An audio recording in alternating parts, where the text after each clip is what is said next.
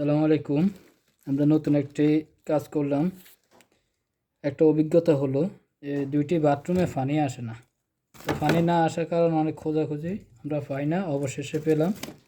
সেটা হলো এতে দেখেন কি পরিমাণ আয়রন শ্যাওলা জমে সম্পূর্ণ চাবিগুলো ব্লক হয়ে রয়েছে, যার কারণে বাথরুমে পানি আসে না। আমরা এখন এগুলো ক্লিয়ার করব।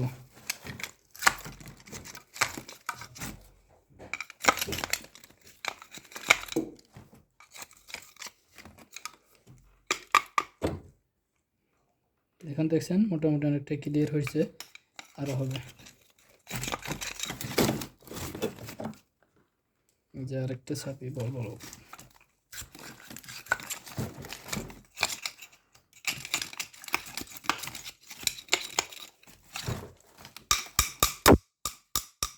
এই অবস্থা দেখেন, দেখতেই পাচ্ছেন কি পরিমাণ কণার পরিমাণ শক্ত হয়ে গেছে। তো অনেকে মনে করে যে বাথরুমের ভিতরে অনেক সমস্যা হয়েছে, ওয়ারিং চেঞ্জ করা লাগবে। আসলে বিষয়টা তা না। আগে পরিপূর্ণ চেকিং করুন, তারপর কাজ করুন। ধন্যবাদ।